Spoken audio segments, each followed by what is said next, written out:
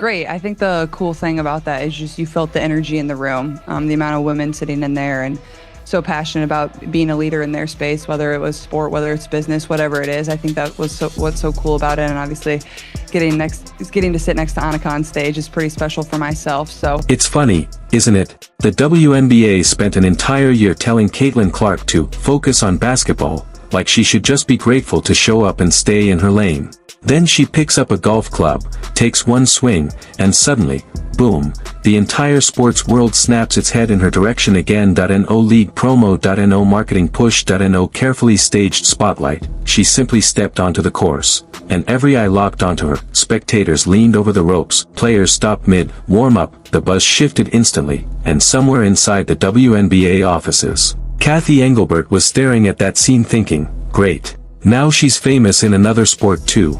Because here's the truth no one in the league wants to say out loud, Caitlyn Clark doesn't get attention because she's in the WNBA, the WNBA gets attention because Caitlyn Clark is in it, and when that spotlight follows her into a completely different sport, that's when the panic starts. When Caitlyn walked up to the tee at the LPGA Pro-Am, people expected a cute cameo, maybe a polite swing, a smile, a wave. That's it, but the way she set her stance, the calm precision in her posture, the focus in her eyes, it was obvious she came to compete. Then she swung, not a gimmicky celebrity hit, a statement, clean, sharp, controlled, the ball lifted smooth and confident, pros turned their heads, spectators whispered, phones shot up. This wasn't a photo op, this was an athlete showing she can dominate any stage she steps onto, and the LPGA understood it immediately. They didn't panic about overshadowing anyone, they didn't ask her to dim her shine, they didn't treat her like a problem to manage. They paired her with Nelly Korda, the #1 golfer in the world. That's not coincidence, that's strategy.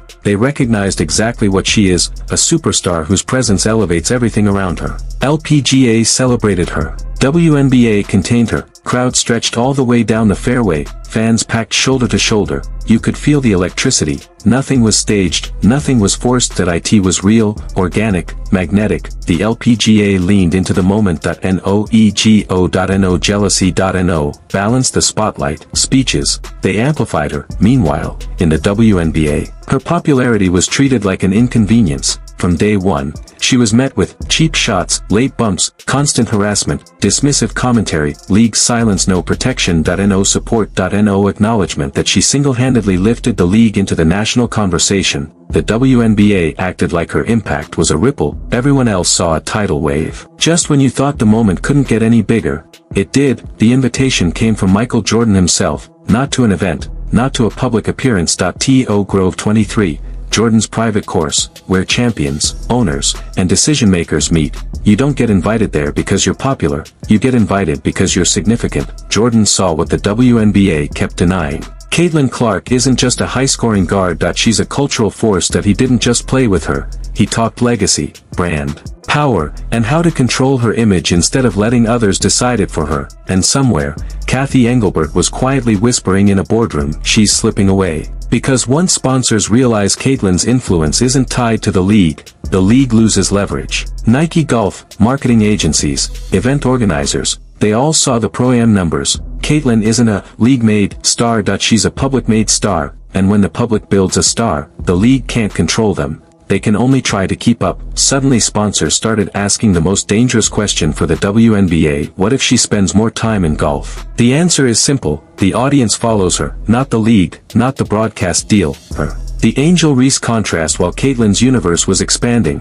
someone else was watching closely. Angel Reese, she didn't need a camera to show how she felt. You could see it in her timing, her comments, the way she kept trying to insert herself into moments that weren't hers. Caitlyn builds quietly, Angel reacts loudly. Caitlyn elevates every space she enters. Angel wonders why she isn't the center of it. Point 1 is growing. Point 1 is chasing. Angel is popular.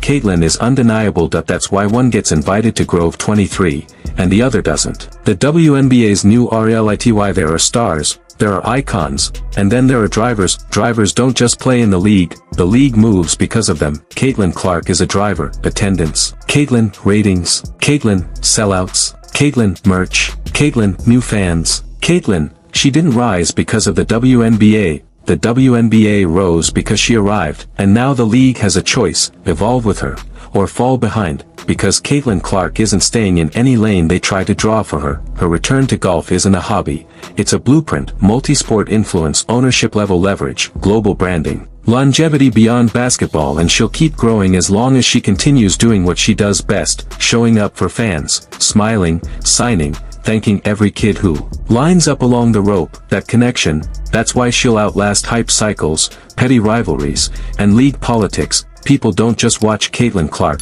they follow her, wherever she goes.